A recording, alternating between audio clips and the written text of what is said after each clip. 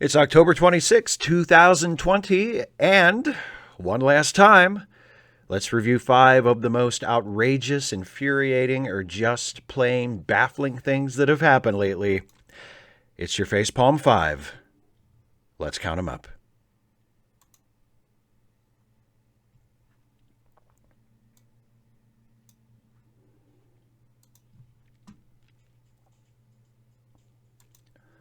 Number 1, Rudy's October surprise flops. Hi, everybody. Welcome to the Facepalm 5, the final Facepalm 5, because I am ending the series after this episode. But before we get there, let's just do this, shall we? So, it has not been a good couple of weeks for Rudy Giuliani. First, his attempt to torpedo Joe Biden's presidential campaign by giving supposedly incriminating emails to the New York Post fizzled. And then everybody made fun of him for being a creep around someone he thought was a teenage girl in the new Borat movie. So let's take those one at a time. First, week before last, the New York Post published a story alleging that Joe Biden's son Hunter introduced his father, who was then the vice president of the United States, to an executive at Burisma, a Ukrainian energy company. Hunter Biden sat on Burisma's board of directors at the time, and the story implies, as Republicans like Giuliani and Trump have been insisting for a while now, that after the meeting, Joe Biden used his position as VP to inappropriately benefit Burisma and therefore his son's business interests. Now, there are numerous holes in this story that make it difficult to take seriously. First and foremost, it was already determined a year ago, when right-wingers first started pushing this story, that Vice President Biden did nothing inappropriate here. He did use American aid to Ukraine as leverage to convince the government to fire its top prosecutor, but that was done because the prosecutor in question wasn't doing enough to investigate corruption in the government of Ukraine. And Biden was not acting alone. His actions were supported not only by official United States policy, but also by America's European allies, who agreed that replacing this prosecutor was the right move to help clean up corruption in the Ukrainian government. It had nothing to do with Burisma or Hunter Biden, and there's nothing in the emails delivered by Giuliani to the New York Post that suggests anything different. Though it might not matter what those emails say, because their legitimacy is seriously questionable. Giuliani allegedly got these emails through an associate of his who got them from the owner of a computer repair shop in Delaware, who copied them from the hard drive of a laptop someone dropped off at his shop last year, but never came to pick up. And the shop owner apparently even made multiple attempts to contact the person who brought him the laptop, but they never came back for it. After he reviewed the computer's contents and realized what was on it, the shop owner turned it over to the FBI, but not before he made a copy of it. According to the New York Post story, the shop owner couldn't identify the customer who dropped off the laptop as Hunter Biden, but the story also includes a photograph of a receipt from the shop made out to Hunter Biden. Why would you write a receipt to a customer if you're not sure the person you're writing the receipt to is the customer? And why would Hunter Biden drop off a laptop to a computer repair shop, a laptop containing emails with evidence of government corruption that could spell big trouble for him and his father, and then refuse to come pick it up? And finally, why should we trust that the contents of this laptop are genuine when they were delivered to the New York Post less than 3 weeks before Election Day by Rudy Giuliani, a guy whose credibility is, shall we say, non-existent? And if you need more evidence why we just should never, ever take anything Rudy Giuliani says seriously, watch the new Borat movie. Who would have thought, A, that there would be a new Borat movie this year, and B, that it would actually have some relevant effect or have some relevant, connection to the presidential election? What is this year? There's a new Borat movie. It's out on Amazon Prime. And there's a shot in the movie it's the one shot that's getting all the attention. It's when Rudy Giuliani is alone in a hotel bedroom with a young woman who is supposedly a 15-year-old, Borat's 15-year-old daughter. She's actually 24 years old. She's an actress playing 15. And Rudy lays back on the bed after removing his mic pack, and then he slips his hand into his pants. Now, it doesn't make Giuliani look good, but nothing happens beyond that. And shit, I don't know, maybe his subsequent explanation is true and he was just tucking in his shirt in the weirdest, creepiest, most unnatural way that no one else has ever tucked in their shirt. Maybe that's true. When I watched the movie over the weekend, it wasn't that scene that bothered me. Giuliani is low-key creepy toward Maria Bakalova, the 24-year-old actor who plays Tudor, Borat's 15-year-old daughter in the movie, for sure.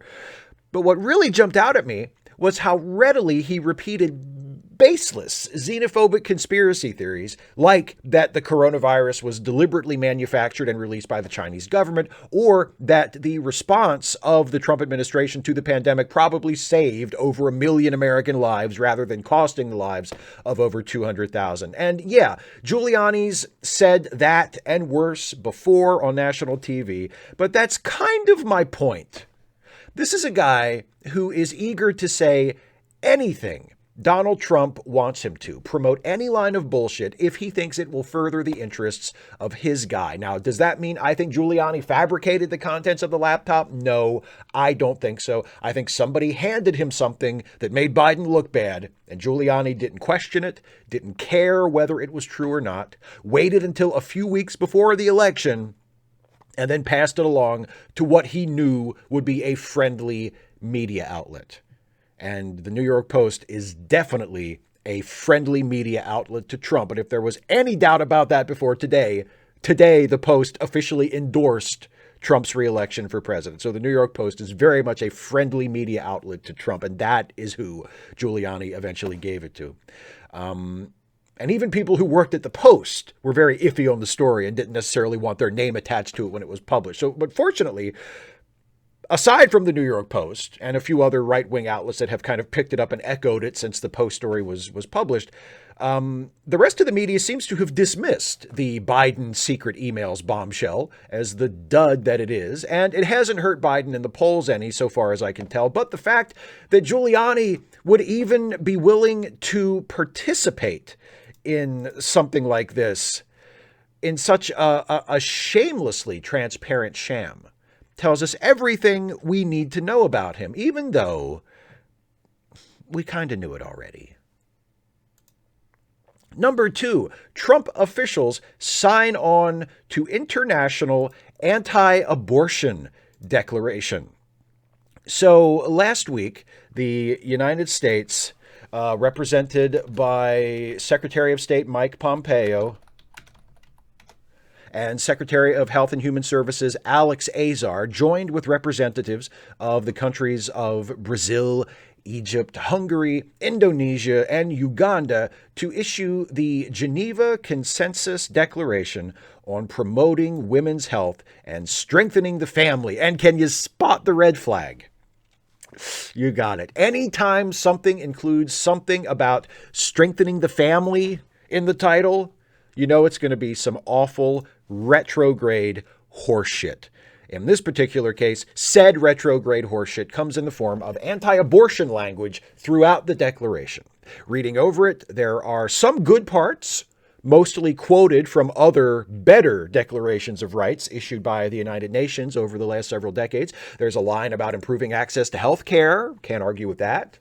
There's a line about how the rights of women are indivisibly a part of human rights. Sounds good to me. And then there's a line about how abortion shouldn't be promoted as a method of family planning, followed immediately by a line about how children need special safeguards before and after birth.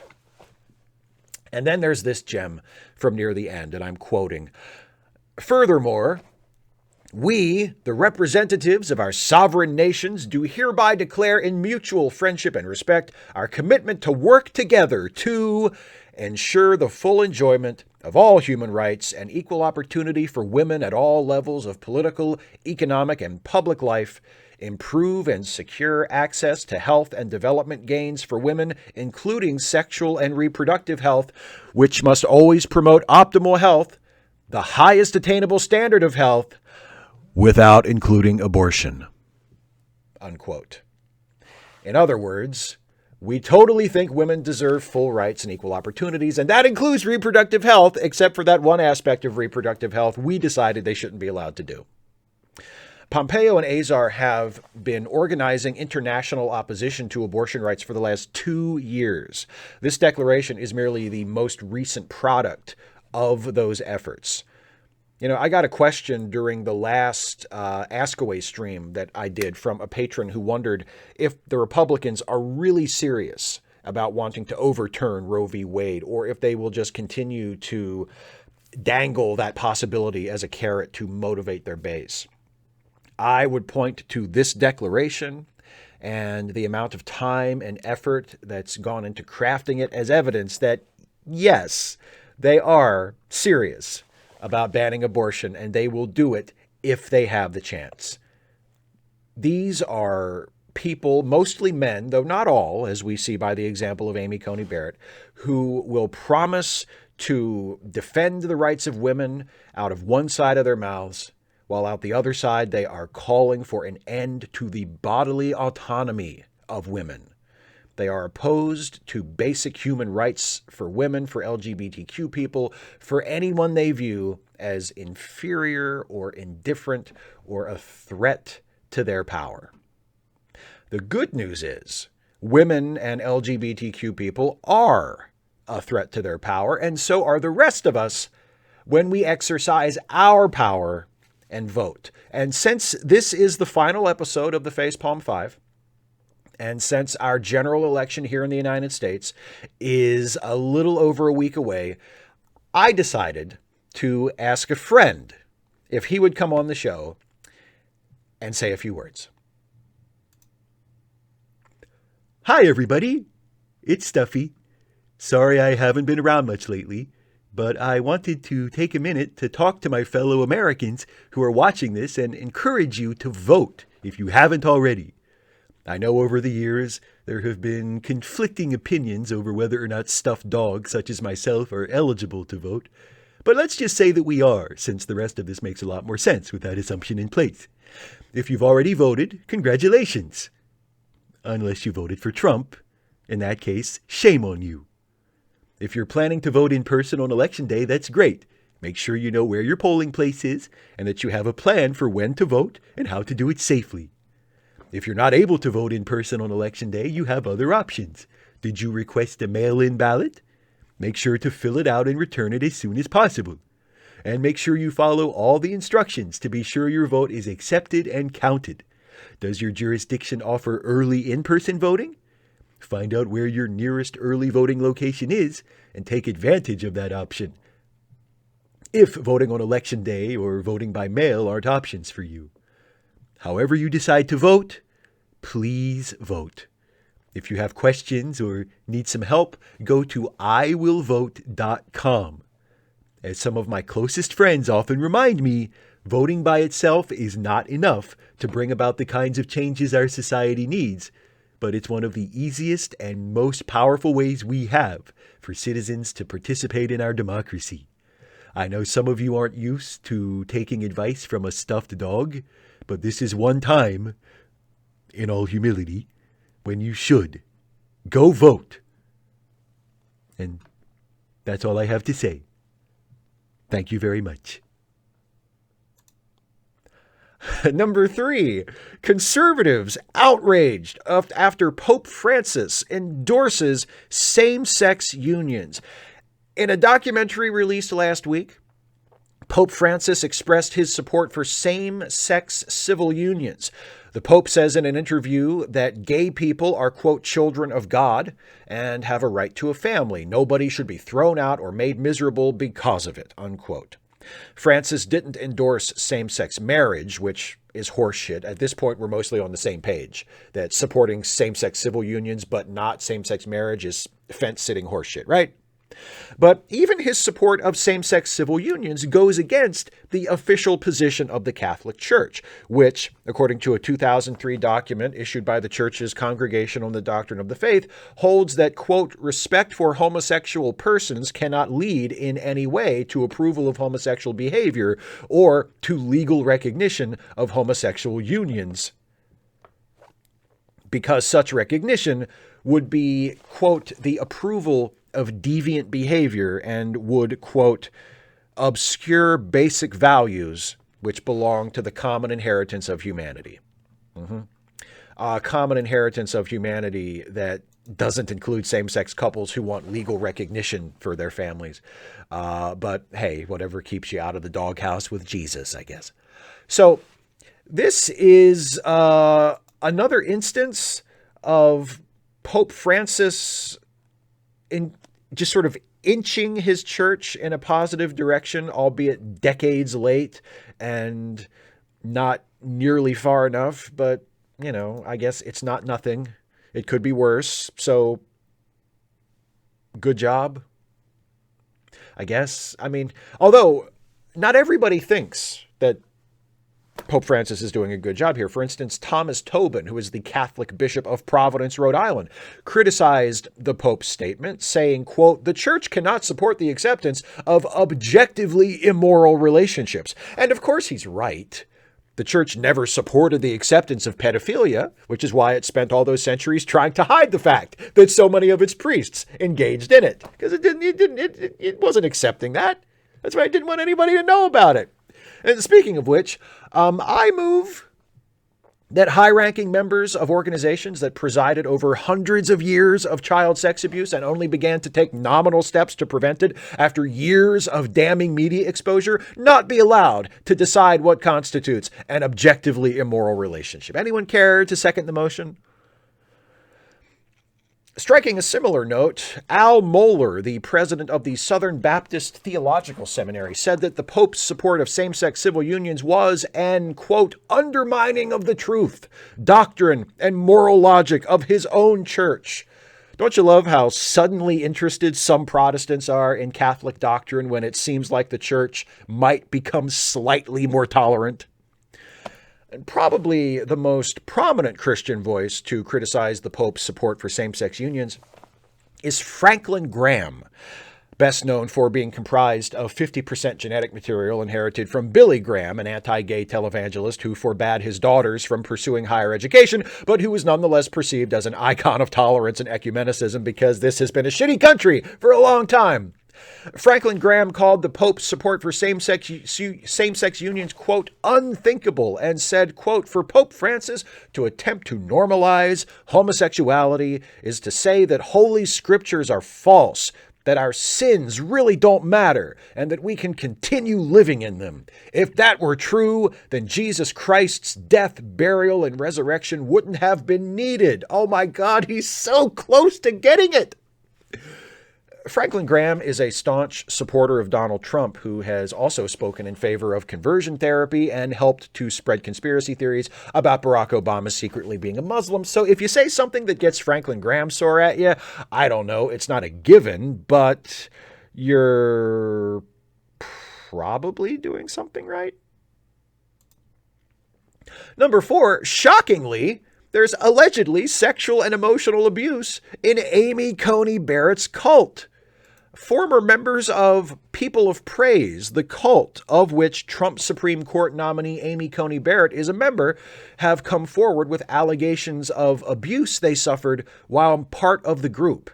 According to The Guardian, there is a support group of nearly 24 former members of the group who have come together to help each other with trauma they suffered while part of the People of Praise. One former member, Sarah Kuehl,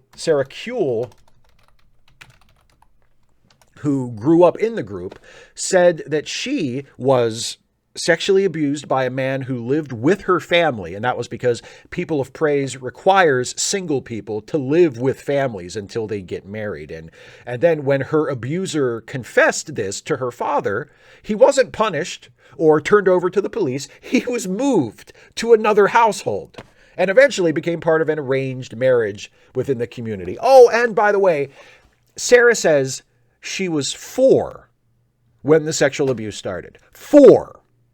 So, and when she tried to talk about her abuse with other people within the community, she was told not to discuss it because it might hurt the reputation of the group. Another former member of People of Praise who asked to be identified as Esther told The Guardian, quote, "The basic premise of everything at the People of Praise was that the devil controlled everything outside of the community, and you were walking out from under the umbrella of protection if you've ever left." Isn't it swell that a member of this group is going to serve on the United States Supreme Court for probably the next 30 or 40 years? And also that this is exactly what people said would happen 4 years ago if you didn't vote for Hillary Clinton. And now it's happening. It's swell. Huh. And now it's time for the segment devoted to some of the other things Donald Trump has done recently to disgrace the presidency and embarrass and/or endanger the United States and the rest of the world. It's number 5, the further misadventures of Lord Dampnut. Please keep in mind, as always, the following is not a complete list. Actually, you know what? There's not going to be a list. There could be. I mean, I could talk about Trump walking out on a 60 Minutes interview last week because Leslie Stahl asked him basic follow-up questions like how. I could talk about the last presidential debate where Trump repeatedly pushed the Hunter Biden laptop story as though it were remotely credible. I could talk about how he's apparently considering firing the director of the FBI again because the Bureau isn't investigating the bogus allegations against Joe Biden. I could talk about so many things.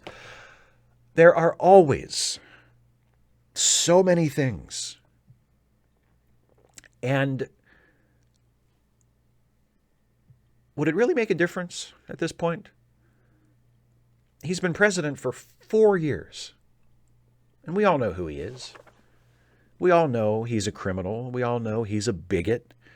We all know he's corrupt and incompetent and ignorant and unqualified to run a fucking Orange Julius at a food court, let alone the executive branch of the United States government. We all know that. And if you don't know it, you've either got your head up your ass or you're complicit. So get your shit together or sit the fuck down and shut the fuck up. We, and if you're an American who's registered to vote, you're a part of this we have a chance next week to do something about this. We have a chance to remove this man from office and replace him with someone who might not be the president of our dreams, but who will return a modicum of decency and tolerance and competence and stability to the highest political office in this country. But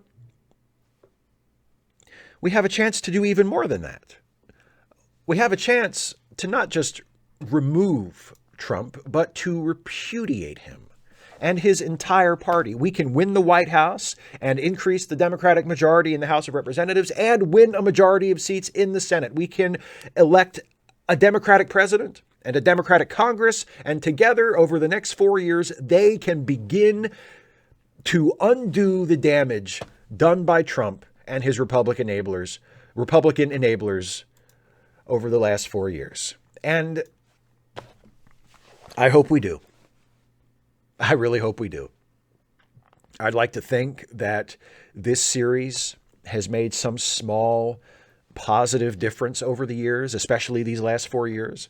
My footprint on YouTube isn't that big, and these videos generally only get several thousand views, but that's not nothing. And I'm proud of this series. I'm happy and somewhat amazed to have done it for as long as I have. This is the longest running series on this channel.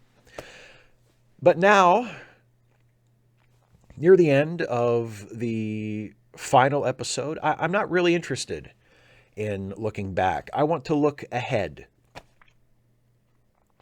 Ever since Trump got elected, and I started doing the further misadventures of Lord Dampnut as the regular fifth segment, I've had people leaving comments saying, oh, you should make a supercut of all the Lord Dampnut stuff so that people can see all the terrible things Trump has done. And, what would be the point of that? Now, after 4 years of this, let's just get rid of him.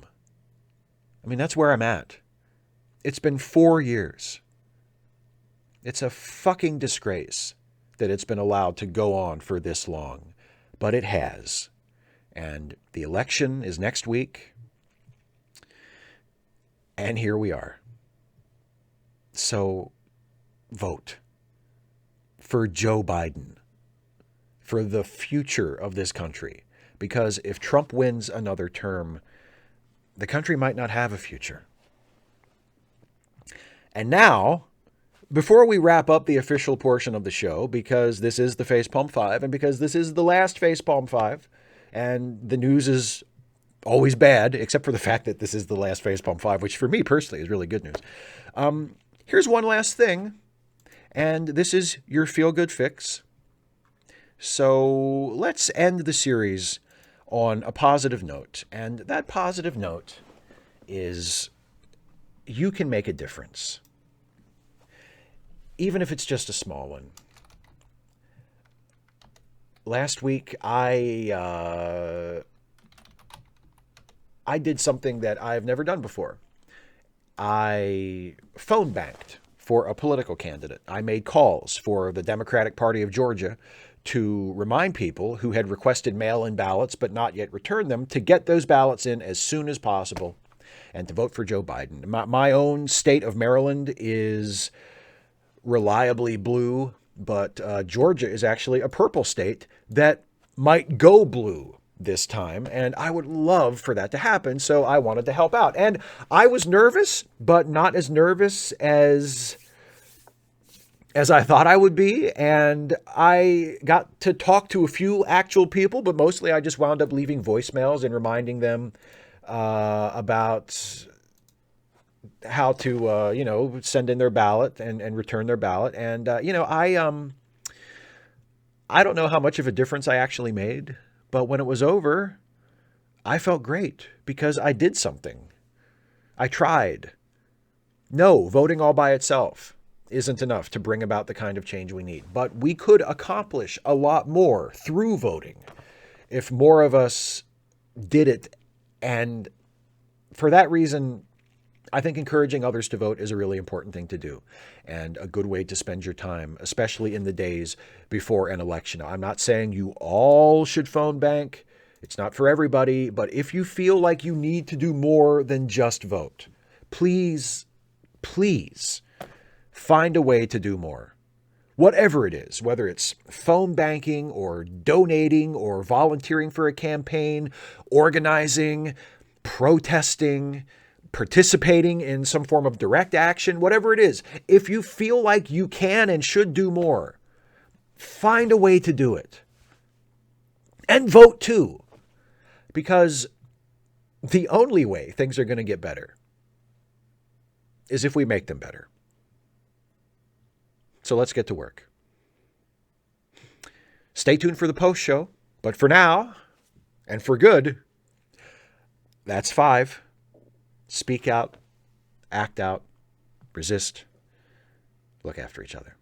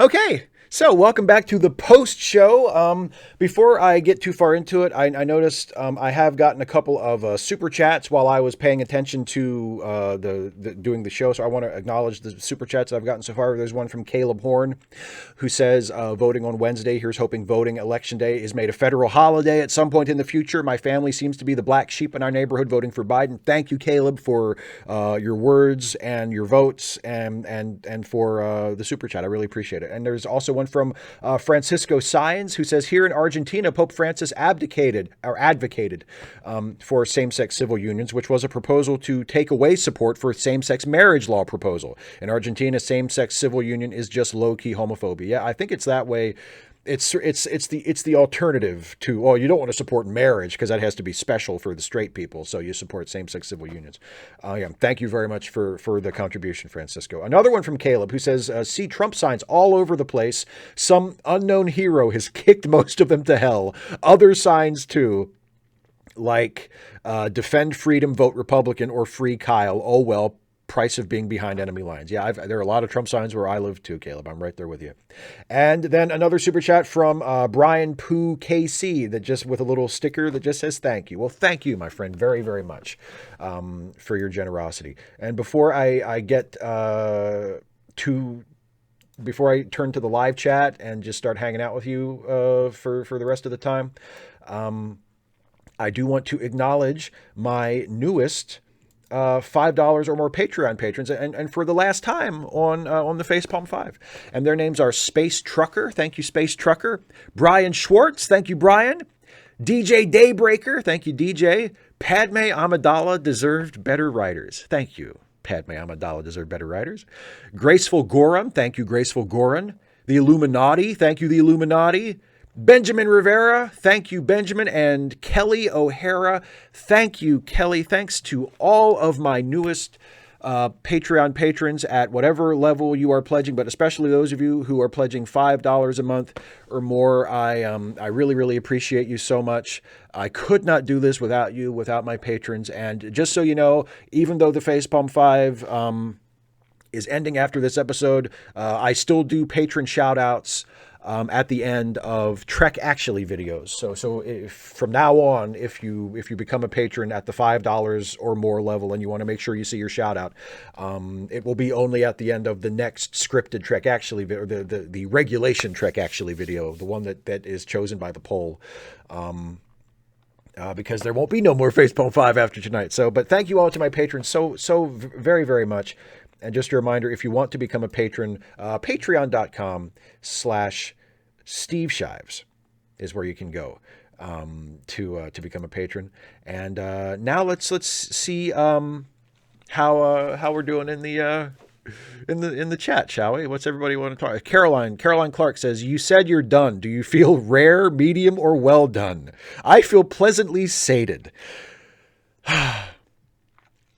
I feel, I don't know if I would say I feel sated exactly. But I feel, yeah, I feel satisfied. And I feel well done. In terms of this show, I feel very well done. I am not a steak you would want to eat at this point, because I feel very well done. Mr. Magnificent Octopus says, you need to move to Central Maryland, much more blue than the West. Very few Trump signs here. Yeah, thank God for Central Maryland and for the near D.C. and Baltimore and that surrounding area, because that's where the Democrats live, and they are the reason that Maryland is such a nice state, is such a nice place to live, right? For sure. Oh, Douglas Sharon says, I'm sorry to see you go, Steve. I love watching the Facepalm 5 every 2 weeks. Your sense of humor was a relief for the serious news stories you spoke about. Going to miss you. Well, I'm not going anywhere. The channel is still going to be here, and I'm still going to be making videos and stuff. It's just this particular series is ending. But I mean, I'm not going anywhere. It's not the end of the channel. It's just the end of this particular series. And actually, in 2 weeks, there will be a new show to replace this one. I haven't thought of a name for it yet. I really need to think of a name for it. But But in 2 weeks' time, and then every week after that, because Facepalm 5 is an every 2 week show, but the replacement show will be a weekly show, and it'll be me hosting an interview show. It'll be me and a guest every week for an hour talking about whatever they want to talk about or whatever we think is worth talking about. And we'll also be raising money for charity. We'll typically be raising money for an organization called Give Directly, which gives money directly to people in need. But if the guest one particular week wants to donate to a different charity, we can set that up instead. But I don't know what the show is going to be called yet. I probably should have thought of that. But interview show coming in 2 weeks to replace the Facepalm 5. So I mean, and the Star Trek videos are going to continue, and the Ask Away videos are going to continue, and all the video essays and stuff. Stuffy and Friends, the new version of the Stuffy Show, is starting up probably later this year or early next year at this point. But that's coming back too. So I mean, all the other stuff that I do is going to continue. The YouTube channel is not going anywhere. I'm not going anywhere. I'm still going to be producing new content all the time. But Facepalm 5 is coming to an end. So yeah.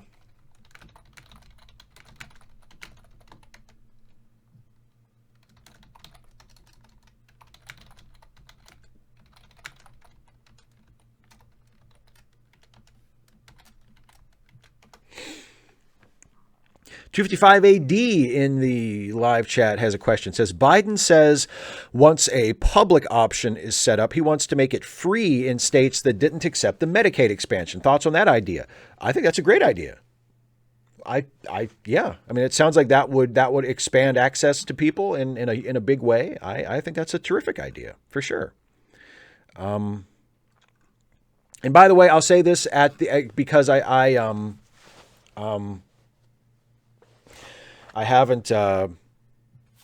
haven't mentioned it, but I always mention it in the Ask Away when I get to the live chat. If you ask a question in the live chat and I skip it, like I don't answer it by the end of the show, it's probably because the chat just goes by fast sometimes, and I run my mouth when I answer people's questions, and questions just kind of scroll up and I miss them. So if I miss your question, it's just honestly I just didn't see it.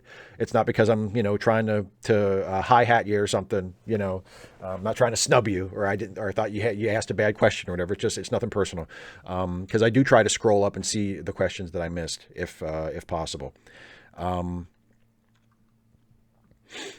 Like right after 255 AD's question, David Colby says, I missed the entire last Facepalm 5. Sorry, but at least I'm here for the hangout. This is the best part anyway, really, don't you think?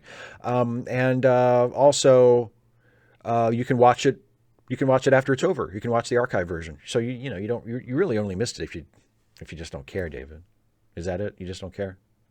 Siamak says, congrats on being done with it. Thank you. Thank you. Yes, I'm so happy to be done with it.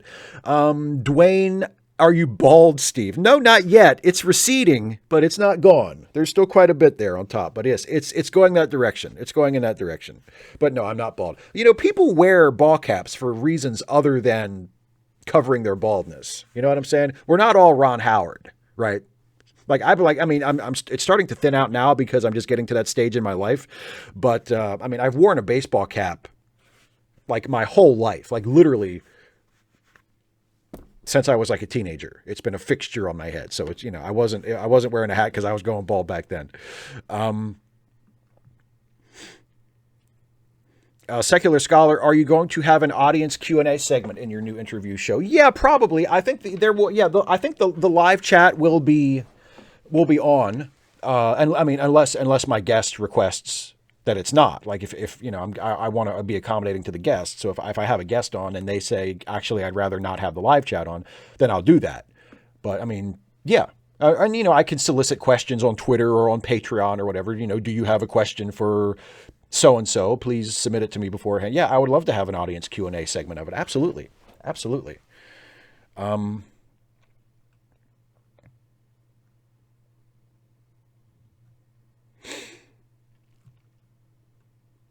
Some Random Geek, what is your Patreon name? I will look up your Patreon name because you want it to be.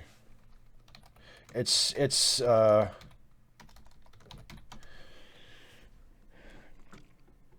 something super political. Some Random Geek has been a pal of mine and has been a loyal viewer and patron for years and years. So, God damn it, if he wants his patron name read out on the last Facepalm 5, then that's just what the hell I will do for him. Some Random Geek's patron name is, ready for this? Some Random Geek, the official agitprop radical anarchist of the Steve Shives channel. There you go, my friend. Your chosen patron name. And it has been read aloud on the final Facepalm 5.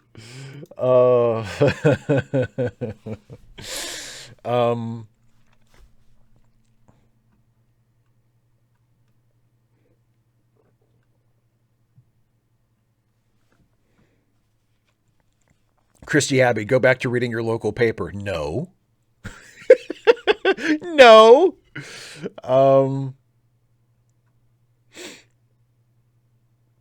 Caroline says, why not name the show that guy who plays Ensign Riker interview show? Oh, shit. Another super chat from Caleb Horn. Thank you, Caleb. Says, thoughts on the last debate. I feel Biden had a better performance compared to the first. I watched the last 45 minutes live. Was slightly bad for my health. Yeah, it was it was closer to being like an actual debate. You know, like it wasn't just Trump interrupting him the whole time, which was an improvement, I suppose. But like, I mean, Trump still lied his ass off. You know, he still kept trying to push that laptop thing as though and then he got fussy when people dismissed it. When Biden said there's nothing to that, that's not true. Like, you know, Trump would go like, oh, I think it's true. A lot of people think it's true. You know, he did the typical Trump bullshit. I heard somebody say it. So, I mean, I think it might probably be true, you know? So, I mean, it was still frustrating. It was still a super frustrating debate to watch. It wasn't as infuriating as the first one. But no, not, yeah, I thought Biden did fine. I mean, you know, I was technically I had already voted for him because I had mailed in my mail-in ballot. But I mean, I you know, nothing happened to change my mind. I don't imagine he did anything if anybody at this point who is still planning to vote for Trump, I don't think Biden did anything in that debate to sway them to his side. But I thought it was fine.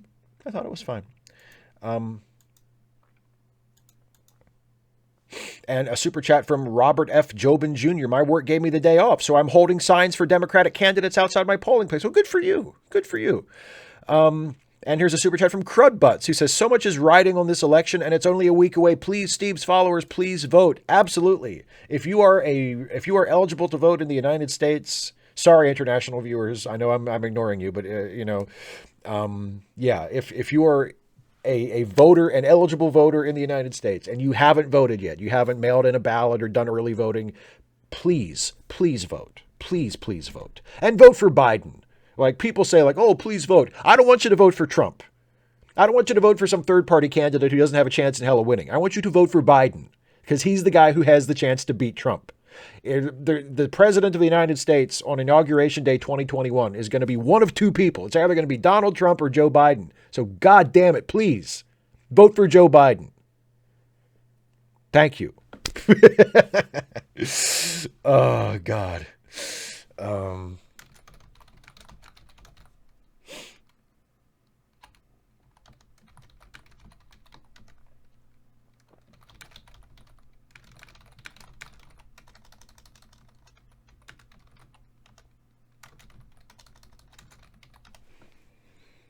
Beautiful. It says, how about calling the new show Expansion? Raining Land, Steve and Friends? I don't know about that. Oh, here's one from a super chat from Caroline. Thank you, Caroline. Says, vote yes for Biden-Harris. If you live in California, please vote no on Proposition 22. There you go.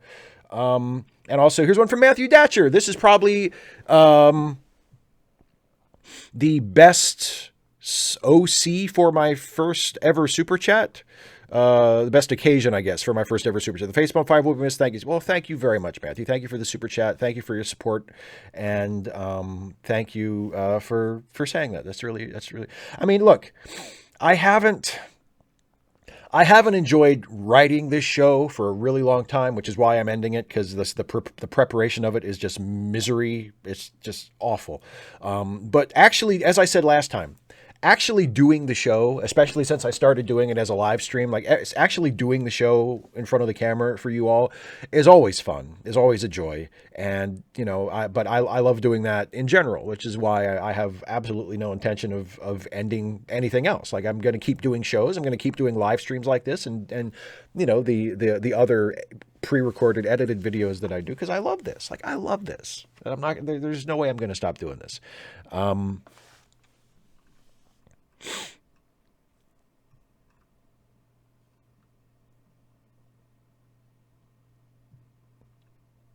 Oh, there's a question about the Ensign's log, Dana.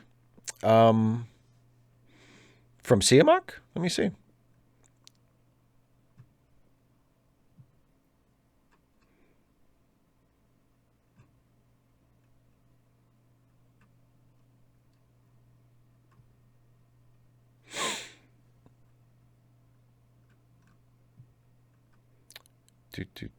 Now I'm scrolling up to find this question.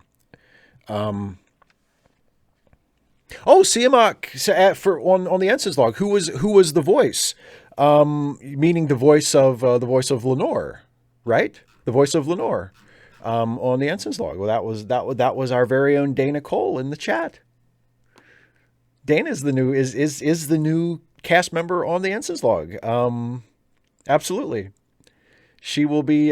She's part of the gang now. She's going to be on the show with me and Jason. I would assume every episode from now on, or every episode that she wants to be on, every episode that she's available. I mean that, and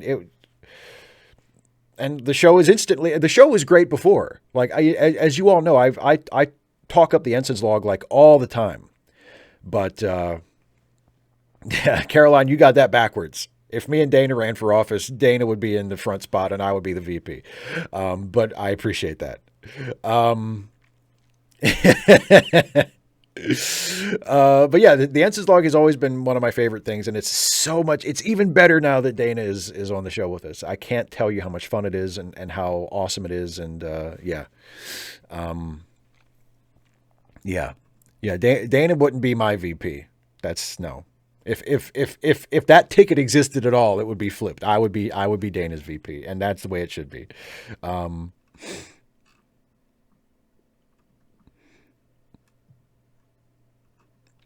got a super chat from Dane Godwin, who says, "Hey Steve, sorry to see this show go, but I totally get how exhausting it's been. I've always wondered what you did for work before YouTube." Oh, that's an interesting question.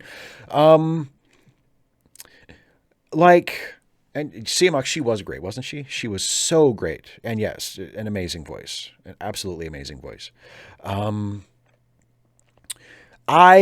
Before YouTube, right before YouTube, I was in college. I was a non-traditional student. I went to college starting at like age 25. And before that, I worked like a Joe job. I worked an hourly gig. You know, I worked maintenance at a truck stop for 5 years. That was my job. That's how I paid the rent. And then I left that job and went to college because I was very, very fortunate that I had grandparents who had saved up enough money to allow me to afford to go to school full time and not have to work. And so I took advantage of that after I finally got tired of mopping floors and cleaning toilets for 5 years for, $9 an hour. I took advantage of that and went to school. And by the time I got out of college, my YouTube channel had started. I had started to pursue that more seriously, and it took off to the point where I was able to earn money doing it. And here we are. So,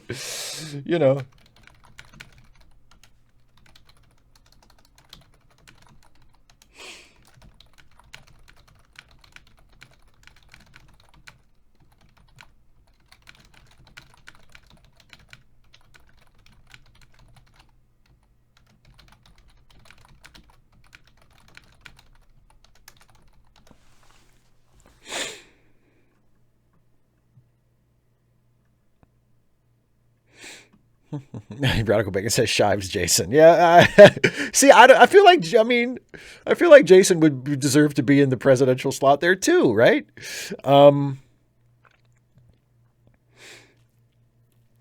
Robert Bill says she'll be on until Lenore kills Jason for poisoning your love. She'll be on beyond that too. She'll be on that. She's going to play. I won't spoil anything, and also we don't know a whole lot. But I mean, we haven't planned that far ahead. But she will be playing more than just Lenore on the show. I will tell you that much.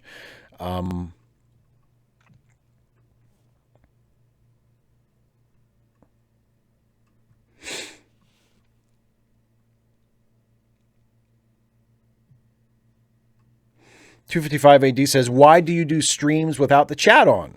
Like, why not just do a podcast at that point? Well, I guess, it all depends on what you're trying to accomplish. I mean, people put up videos with the comment section turned off. It doesn't mean that there's no point to the video. Like, the video is still there to watch. The stream is still there for people to watch, even if there's not a live chat. Like, you're still, it's a way of, it's an outlet that allows you to talk to a guest in a live real-time setting and have people be able to watch it as it's happening. And just because people can't respond in real time on a live chat doesn't mean that it's not worth doing. I agree. The live chat is definitely adds something to it,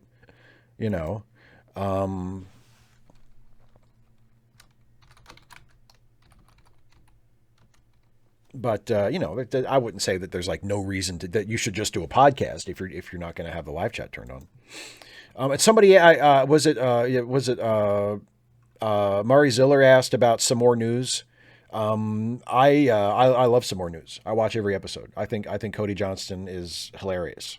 There are times when I catch myself stealing his act. Like there have been times on this show when my delivery of certain lines, like after the fact, I think back and I think I was kind of doing Cody there.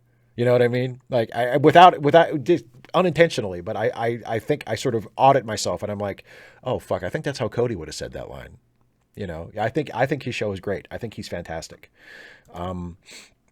Super chat from Corey Honkin, and he says, Steve, I found my stress levels only growing as election day gets closer. Having your videos helps me stay sane-ish. Thanks for all you do. Well, thank you very much. I appreciate that. Yeah, Samok, it's like it's a live TV interview. Exactly. It doesn't, the live chat is nice, but, it's not necessary.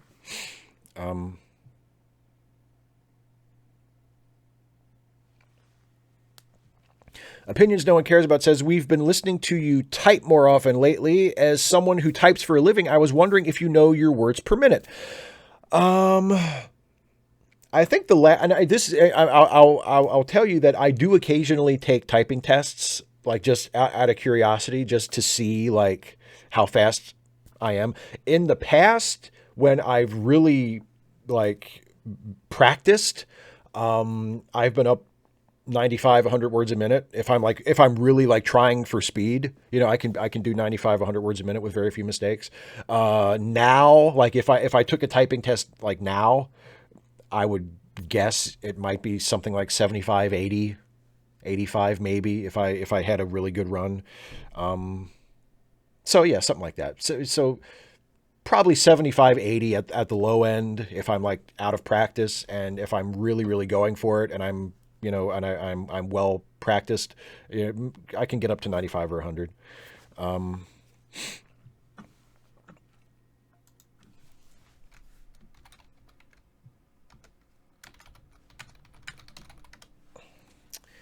But, Radical Bacon says, will you do NaNoWriMo? No, probably not. I just don't have time. I don't have time to do it.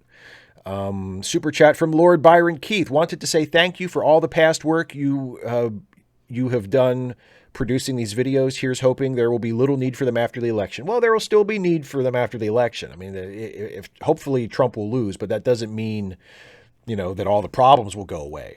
And I'm still going to talk about politics. Like I'm still going to talk about politics on this channel. It's just not going to be this. It's not going to be this show, but I'm still going to do video essays. The interview show, I'm sure, will be political in nature, often depending on the guest and depending on the topic. But I'm not going to stop talking about politics just because I'm not going to do Facepalm 5 anymore. Bremstrelung says, you like Lower Decks? Yeah, I did like Lower Decks. I like it a lot.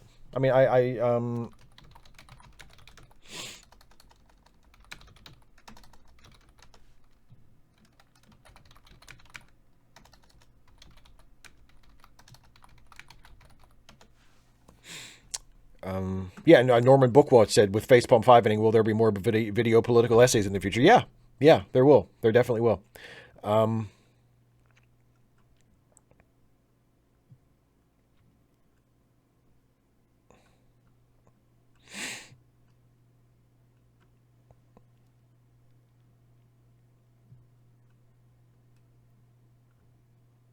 255 AD says, what if the presidential debate had a live chat? I think that would be a terrible idea. I think that would be a terrible idea. Terrence Roth says, I can type 120 words a minute. Just don't expect it to make any sense. Yeah. Yeah, if I just went for it, I could probably type that fast too, but you wouldn't be able to read it. Seth Jones, what's something that has put a smile on your face this week, or lifted your spirits? I climbed a tree a couple days ago. I can tell you about that. I climbed a tree, and I love climbing trees. And I got to climb a tree all the way to the top, and sort of look out over the battlefield where the tree is. And that always puts a smile on my face. I'm 40 years old, and I still love to climb trees.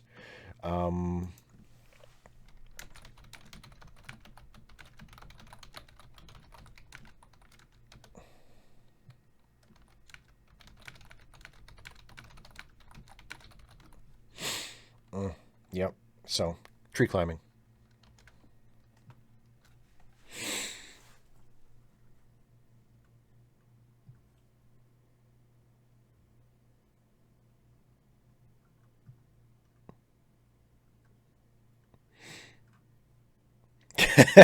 Caroline says, if Superman had a typing speed, what would it be? You remember that episode of Lois and Clark?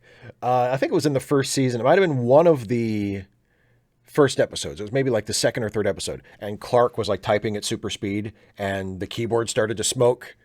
Actually, it was the first episode, because he's typing up his story that gets him the job at the Daily Planet. And he types so fast that it starts to smoke the keyboard, and he like has like a towel or something, or like a rag, and he has to like bat the keyboard down. I don't know how many words a minute that is, but that many. However much that is. That many.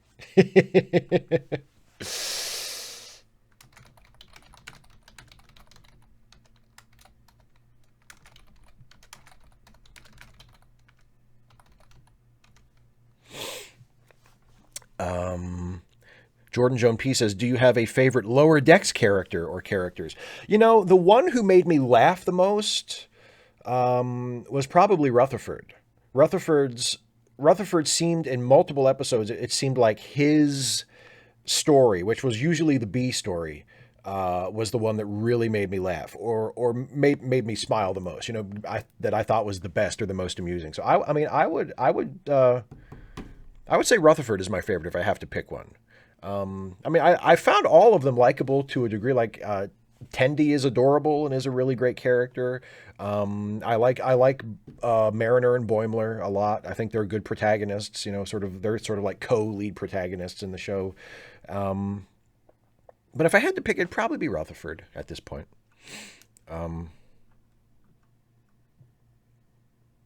Yeah, supersonic, exactly, Caroline. Supersonic typing.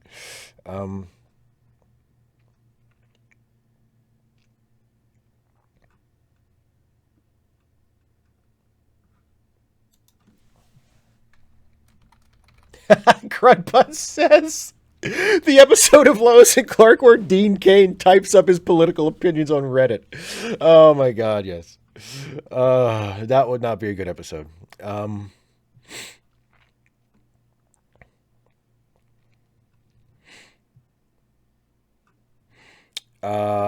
Matthew McNutt says, is there a way to donate to you that isn't Patreon, like a BTC address or something? I have a PayPal that is set up to accept donations. I think the link is on the about page of my channel.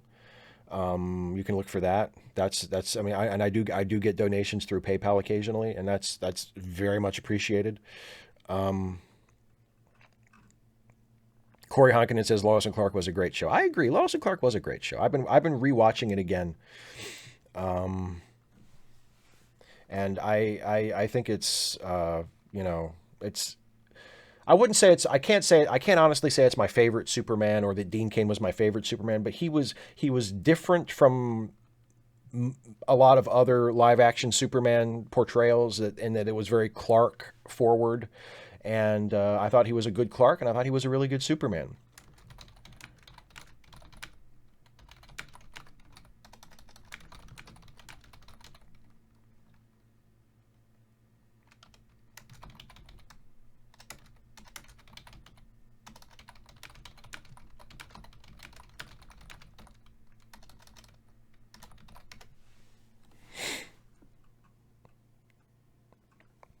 Mullet says, if the keyboard is smoking, it's probably not inputting to the computer anymore. So 0 words a minute. Oh, bye, Radical Bacon. Time for class. Thanks for stopping by. I appreciate it. And thanks for being here for the last Facepalm 5. Luke Jaglieski says, who are you voting for? Must have gotten here late, huh? I already voted for Biden, and Harris, and I was thrilled and proud to do so. So yeah, Joe Biden.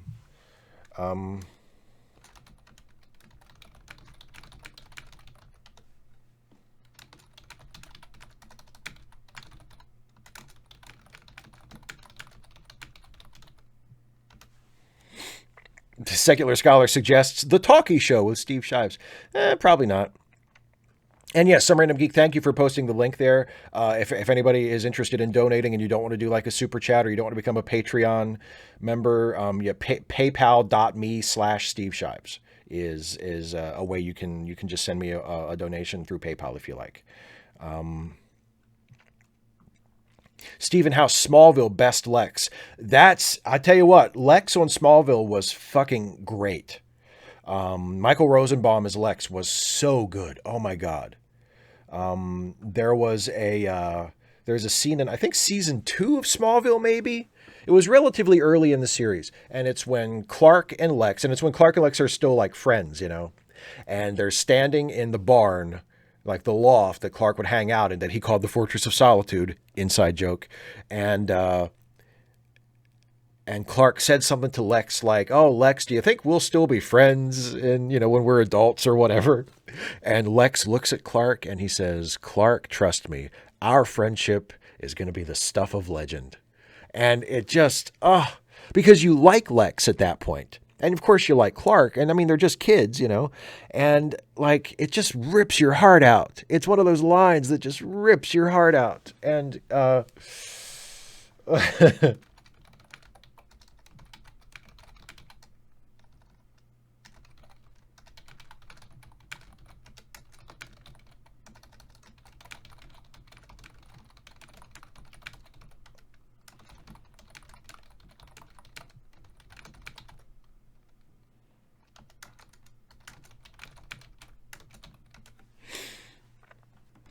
Crudbuds, what's your Venmo? I don't have a Venmo because I don't know.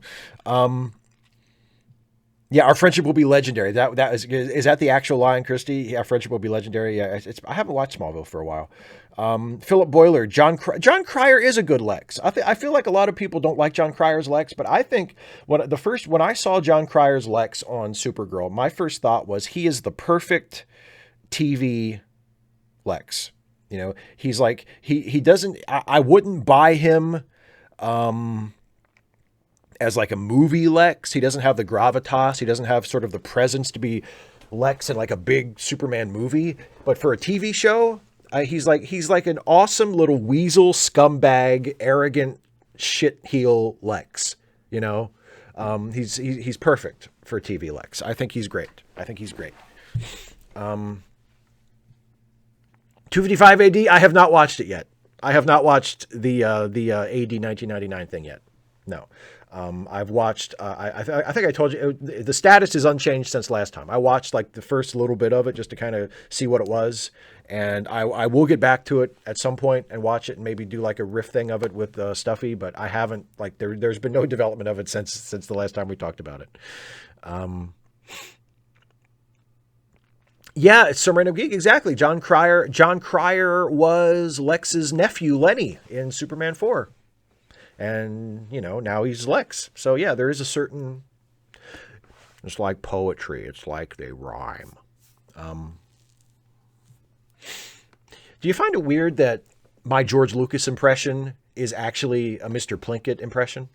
Because that's basically what it is. Like I love to do whenever when we're doing late seating and I do a George Lucas, like I love to make fun of George Lucas, but I'm not doing George Lucas really. I'm doing Mr. Plinkett. It doesn't really sound like George Lucas. It sounds more like Mr. Plinkett. Like, but also it sounds a little bit like George Lucas because he does have that. It's too. I guess maybe if I made it a little higher, it would sound more like George. But then it sounds like Jimmy Stewart. If I go too high, I'm just not a very good impressionist, I guess. Sounds too much like Jimmy Stewart.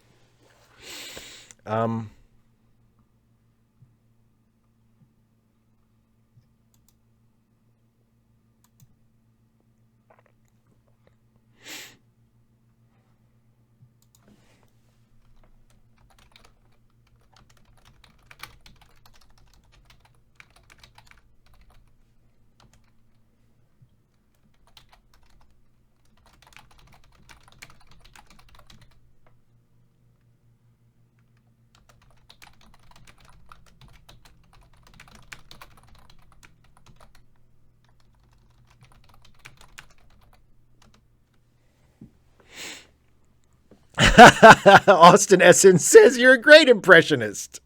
Just at the wrong impressions. Oh, Nick, I do an awesome Stuffy. I do an awesome Stuffy. Okay, so here's my Stuffy, right? This is my impression of Stuffy. Hi, I'm Stuffy. Right? Okay. My name is Stuffy. I'm a stuffed dog. I think I'm better than other people. I work at a charity. Like that's my Stuffy impression. I don't think that's very funny.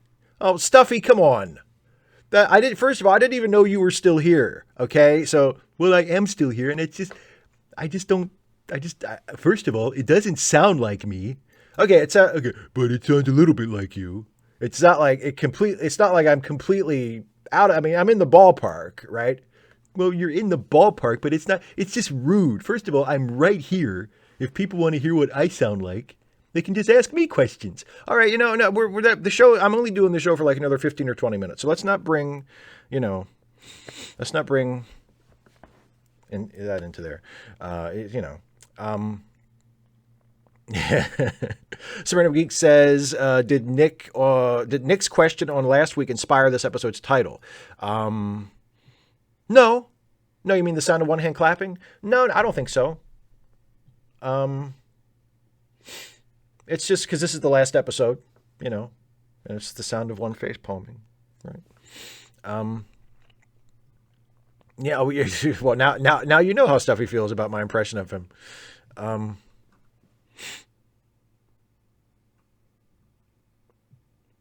Secular Scholar, that is a great idea. Bryan Cranston would be a terrific movie Lex Luthor. I agree. Crudbutts, you think there was a little bit of Bill Gates in that Jimmy Stewart? That's interesting.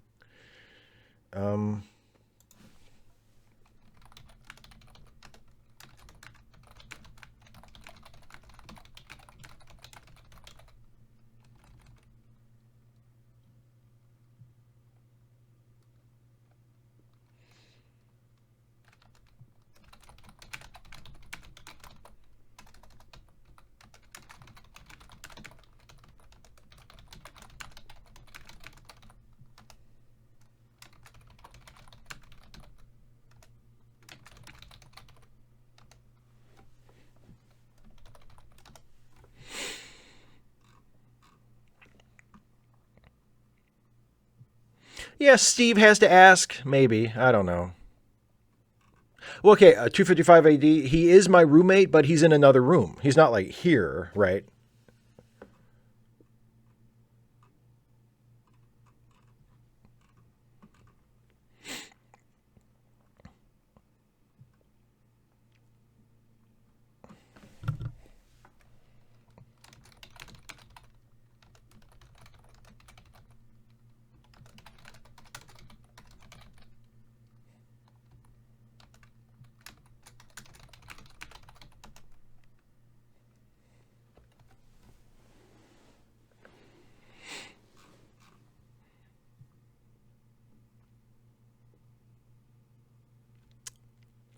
Oh, Christopher Hester missed out on the last Facepalm 5. I'm sorry, man.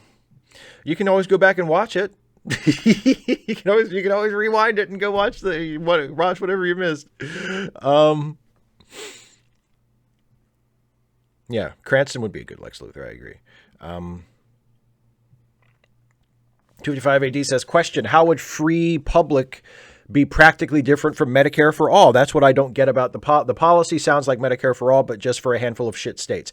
Well, but I mean, you have to understand, it would be nice if Biden would just come out and endorse Medicare for all and say, let's just do that.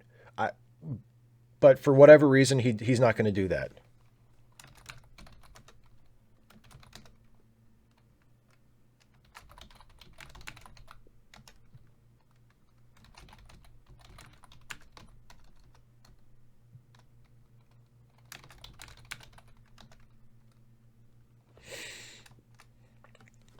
So, if that's the best we get, if all we get from Biden, at least at first, is public option and it's free for states who didn't expand Medicaid like that, I'll take that. Like, it's not the whole thing, but I'll take that,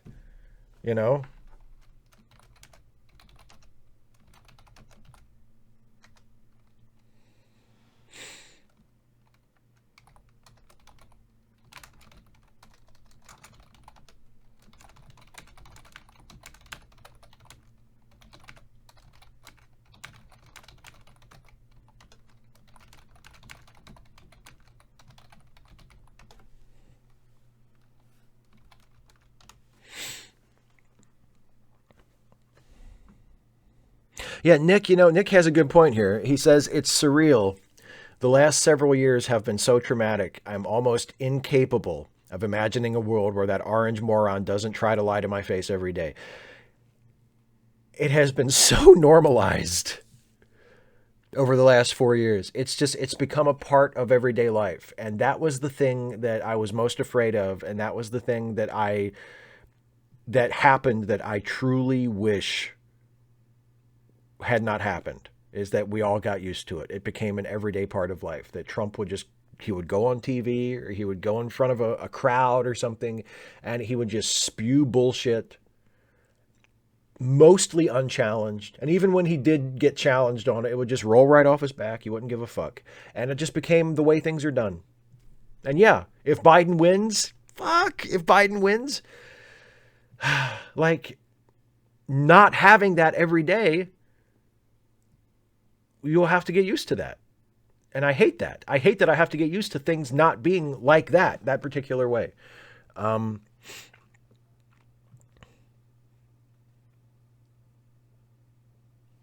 Murray Ziller says, sorry to re-ask, but as a writer, have you seen the SCP universe? And how do you feel about metadata like Ballard used as a storytelling? I don't know. I don't think I know what the SCP universe is, and I have no idea what you're talking about. So I can't say. So sorry. I'm sorry that you asked that you had to ask the question twice and I had no answer for you, but,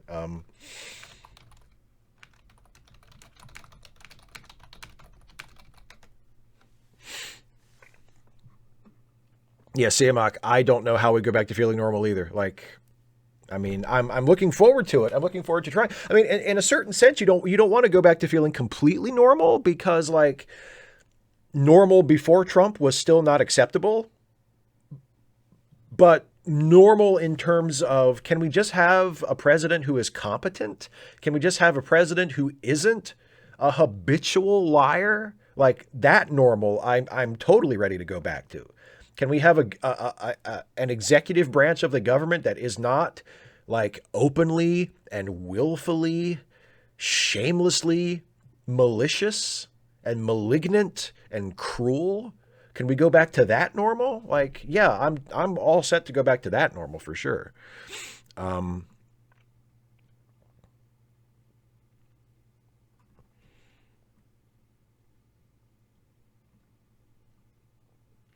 Caroline says, I had the most frightening thing happen to me as I drove Lyft this morning. A young man got into my car wearing a MAGA face mask. Needless to say, I tried not talking about Trump. Yeah, that's why I don't blame you there. At least he was wearing a mask. If you want to force to look on the bright side, at least he was wearing a mask.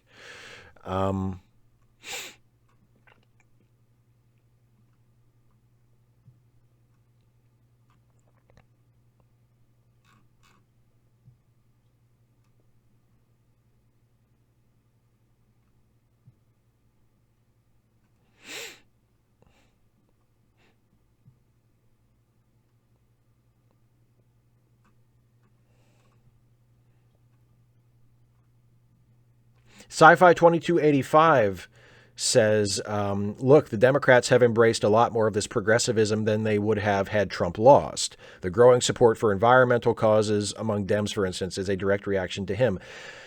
Yeah, but I'm still not, I'm not going to say that, well, in the long run, it was good that Trump got elected. Like, there's 200,000 people that are dead from the coronavirus. That's just this year.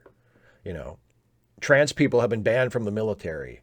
Children have been separated from their parents and locked in cages. Asylum seekers have been forced to wait outside this country in squalid conditions for weeks or months because they were arbitrarily, for no legitimate reason, told, "Oh, you can't stay here while we evaluate your asylum claims." You know, like immigrants have been treated even worse than they were treated before. Undocumented immigrants have been treated as subhuman. He tried to ban his first week in office. He tried to ban Muslims from entering this country. He has empowered and energized white supremacists, neo-Nazis. Like, think about all the harm that this president has done. And yeah, it's nice that he was so awful, that he was such a fucking nightmare, that it caused some more Democrats to embrace more progressive policies than maybe they otherwise would have. If you want to look for a silver lining, that is a silver lining. But does that make it worth it? I don't think so. I don't think so.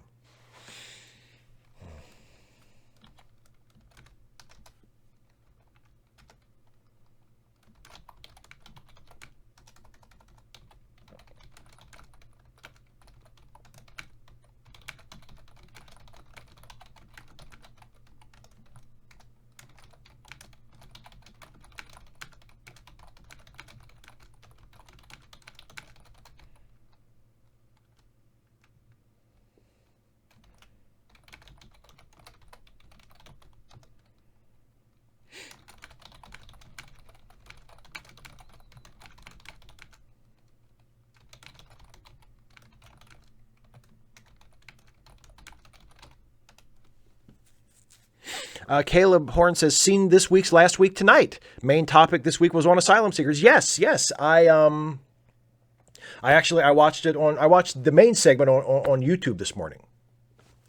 I didn't see, although I guess I could watch the whole show because I'm subscribed to,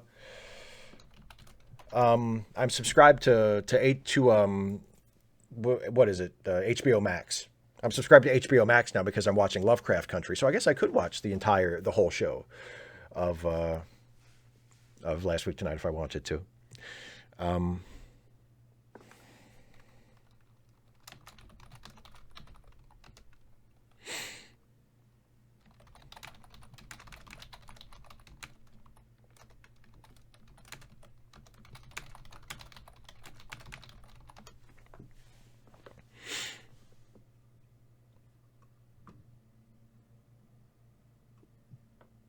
Yeah, Corey Hockenson says, oh my God, it's not funny. I shouldn't be laughing at it, but it's a great line. Silver lining on a mushroom cloud. Oh my God.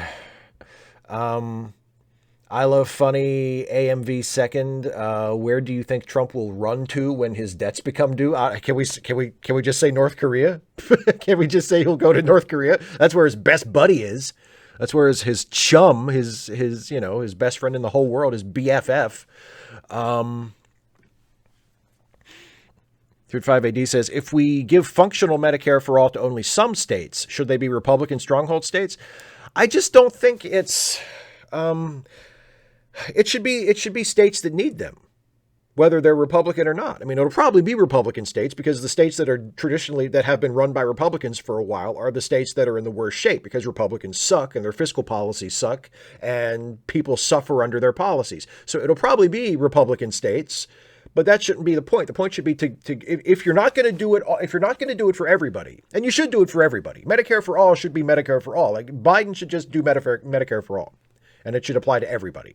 But if he's going to do this piecemeal thing where he gives a public option to states that, you know, that didn't accept the Medicaid expansion or that are perceived to have the most need or whatever, like, okay, but do it for the states that need it the most, you know, and whether it's Republican states or Democratic states, do it for the states that need it the most. Philip, I did watch Watchmen. I subscribed to HBO for a few weeks earlier this year. I think specifically to watch Watchmen. And I thought it was brilliant. I loved it. God, I loved it. It was such a great show. So yeah, and Lovecraft, I like Lovecraft Country so far. I'm only 2 episodes in. I watched the second episode last night. I really like it so far. I could end up liking it a lot more. I could end up liking it a lot less if it goes off in a different direction. But so far, I think it's really good. Secular Scholar, question, what are you typing? None of your damn business!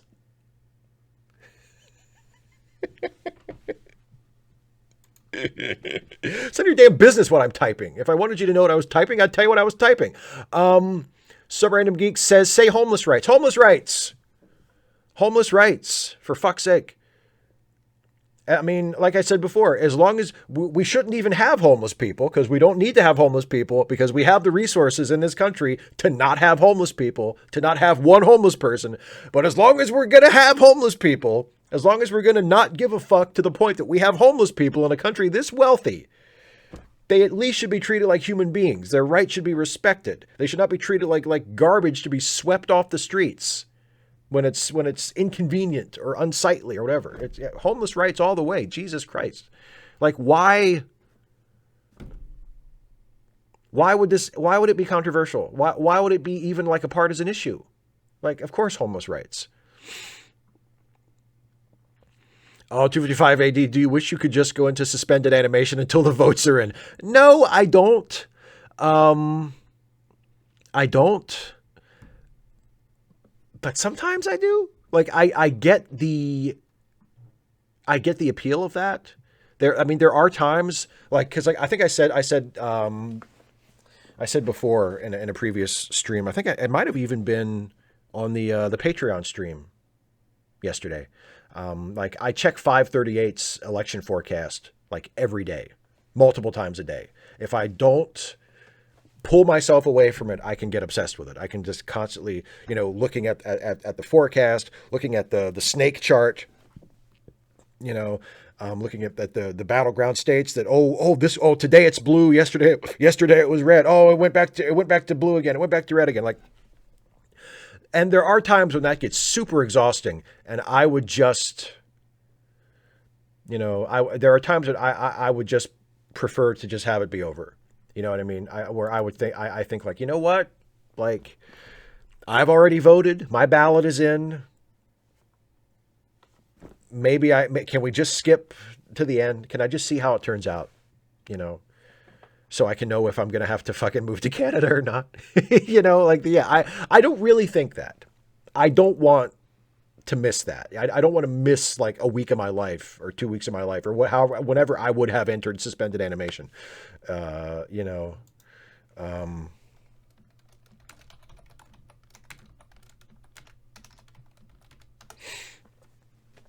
it's tempting. It's tempting. Yeah, CMOC, I can't, I know it's, and the worst part, the worst thought, and this, I apologize if this upsets anybody. That's how it was 4 years ago too. Like I checked it every day and I was so full of anxiety leading into that election. And I thought that Hillary was going to win, but I was still so full of anxiety that Trump might win. And it was miserable. And we see what happened. And now here we are again. And I'm in a very similar spot And I tell myself, well, but Biden's further ahead than Hillary was, and Biden's doing better in battleground states than Hillary was. And if you look at electoral college maps, and you sort for no toss-ups, and you look at the current state polls, et cetera, like Biden's, it looks like it's his election to lose, and we're only a week out, and it looks like it's going to go the way we want it to go. Like, I'm always reminded of 2016, and I think that's what you thought last time, motherfucker. Look what happened. And like, at this point, there's nothing I can do about it. I voted. I've done what I can through this YouTube channel of mine to try and encourage people to vote, and not just to vote, but to vote for Biden. However I can continue to do that between now and the election, I will, but like, most of the work has been done. And, and it sucks. It sucks to feel that way. I've missed a couple of super chats. I want to go back and catch up on a few.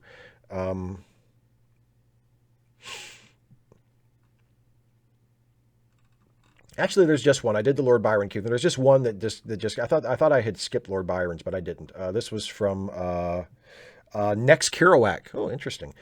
Thank you very much for your generosity. It says, thanks for the show, Steve. I've been watching ever since this Facepalm 5's predecessor, and I've appreciated your perspective over the years. Well, thank you very much. I really appreciate you saying that, and I appreciate you hanging around for this long. That means a lot to me. I hope you'll stick around after. I hope you'll continue to watch, even though this is the end of this particular series, for sure.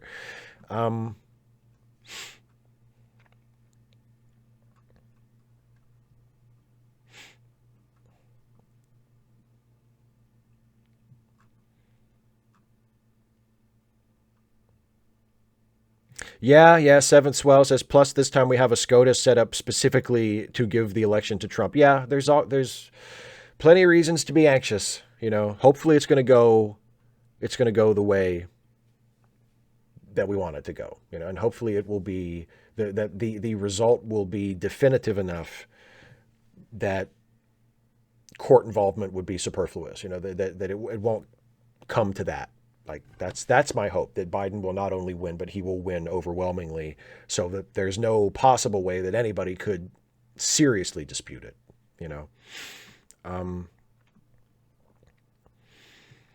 Caroline says, the videos that caught my attention and affection for you were the 5 Stupid Things series. You were so intuitive. Well, thank you, Caroline. That's, yeah, the, and Next Kerouac says that, Steve Shives was actually my introduction to Patreon and YouTube activism. That's great. That's great. I'm glad that I could be that. The Facepalm 5 and before that, the current events version of 5 Stupid Things, which was the predecessor of this series. This is, like I said, this has been my longest running series, and I have enjoyed doing it. I haven't always enjoyed writing it or researching it, but I have enjoyed doing it very much. So I thank all of you for being for being a part of it, especially those of you who have been watching for like a long time. Super chat from Sage and Candle says, Bernie and Biden are making solid plans. Yes. And as I've said before, Bernie has been very influential on Biden's platform. If you go to Biden's website, for anybody who is like on the fence or feeling not so great about voting for Joe Biden because he's not progressive enough or whatever, if you go to Biden's campaign website and you look at the endless list of policy proposals sorted into so many different political issues and addressing different problems, and then you click on each one and there is like just page after page of detailed plans for what he would do in response to this problem or to make this thing better. And it's not as progressive as it would have been if Bernie Sanders was the nominee or Elizabeth Warren was the nominee, I'm sure, but it's pretty goddamn progressive. It's something that I don't think you should need to hold your nose to support.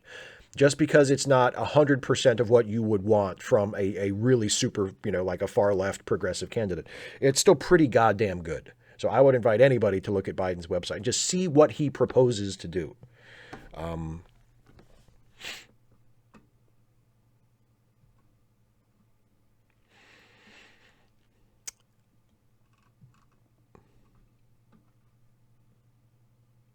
Caroline says, if I were writing it, I'd knock myself unconscious. Yeah, I mean, it's been tough. Sometimes, I mean, it's like it ain't exactly coal mining. You know what I mean? It's not like, there's lots of people that have it a lot rougher than me. It's not. I don't want to complain too much. I write and make YouTube videos for a living. I'm doing okay. I don't really have that much to complain about. But it does take an emotional toll, and I am looking forward to not doing it anymore. 255 AD says, did your state accept the Medicare expansion? Will you have to pay for a public option? I believe Maryland did accept it. Maryland did accept it. And so I suppose I would have to pay for a public option. Yeah. But I mean, that's okay. Yeah,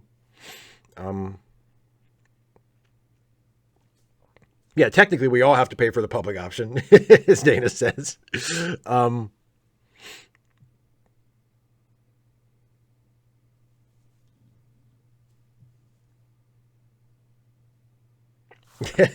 Dana, yes, I can always complain.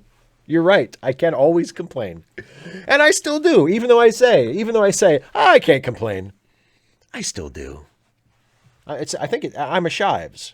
Like, it's in my blood. We're complainers. My people are complainers. You want to know who my people are? My people are complainers.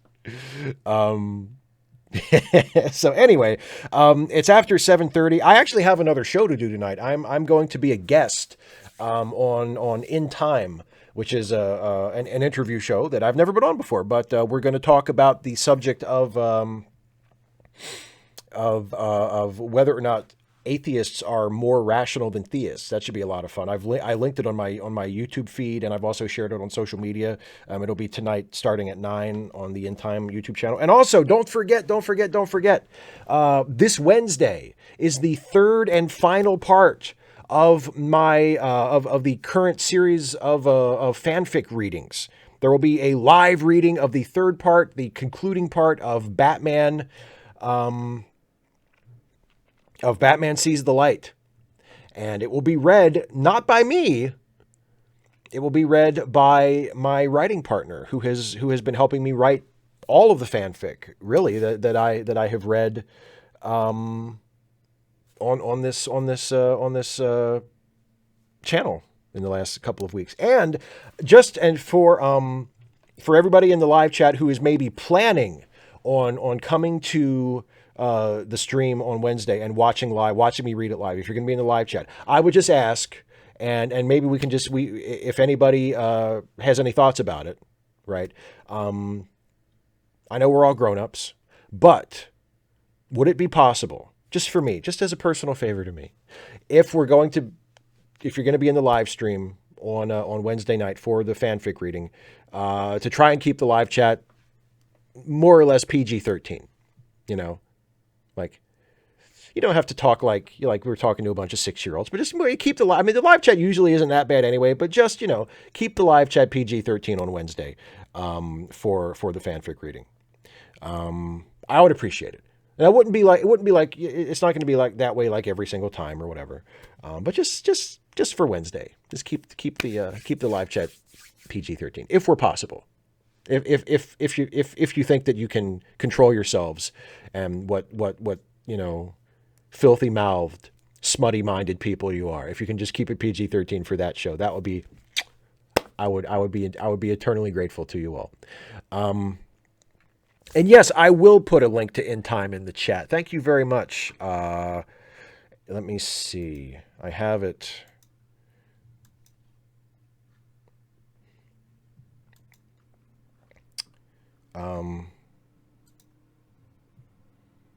It is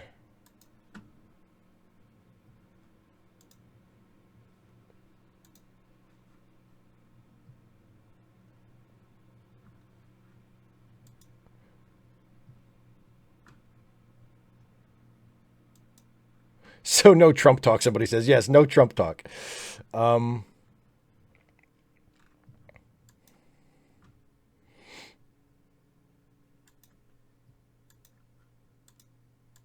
Okay. Here is the In Time link.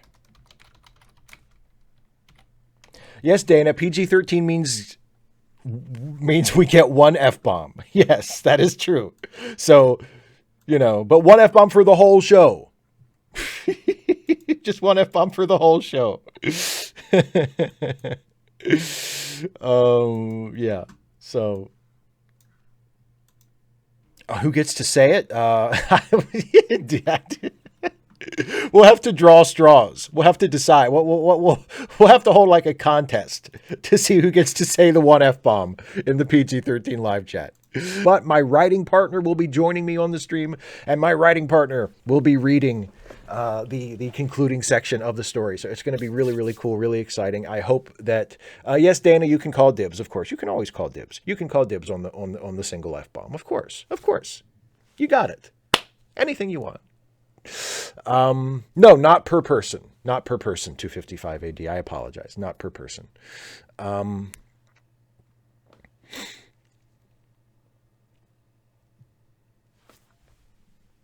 So anyway, thank you all so much for joining me for this show and for the Facepalm 5 just in general. It like I say, I'm glad to not be doing it anymore, but I'm glad to have done it, and I'm glad that it's meant something to those of you who are watching. And I'm not going anywhere. I'm still doing stuff on YouTube.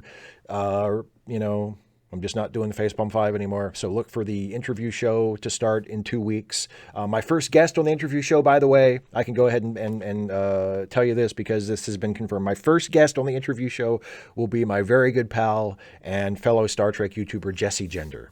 So look for that in 2 weeks, starting at 6 p.m. that Monday. And don't forget patreon.com/Steve Shives if you want to support my work here on YouTube. Don't forget, I also co-host podcasts on the Let Me Listen family of podcasts. Late Seating, the movie review podcast, which I co-host with the tremendous, awesome, excellent, hilarious, wonderful Jason Harding. And the Ensign's Log, which I can now say I co-host with Jason and also with our very own Dana in the live chat. Dana Cole is our third member of the cast now on the Ensign's Log, and it is wonderful. It's fantastic.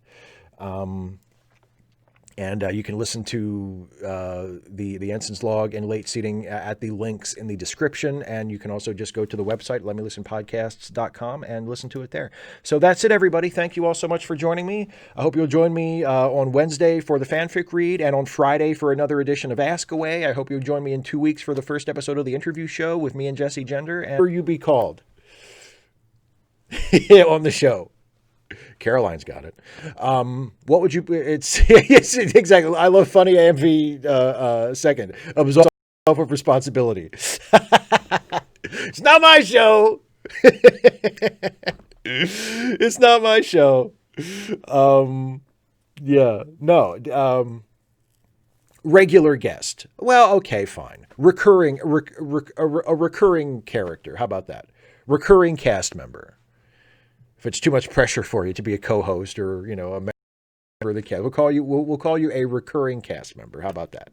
No, it's not your show, but you are now a very important part of it, But okay, recurring cast member. If that's better for you. No pressure. But you're fantastic in the show. And I think people who have listened agree. Anyway, that's it, everybody. Don't forget, and Some Random Geek, thank you. Don't forget the charity links in the description to help out some of our friends who need a helping hand. And it's a Google Doc with links to, PayPal and fundraising pages and stuff for friends of ours who need some financial assistance that Some Random Geek is. Show! Anyway, so yeah, yes, listen to the Ensign's Log, listen to Dana, be a dork with us on the Ensign's Log, and I'll see you next time I see you on this channel, Wednesday and Friday, 2 weeks for the interview show. Thank you all so much for watching this, the final episode of the Facepalm 5. Take care, and I'll see you next time. Have a good night, everybody.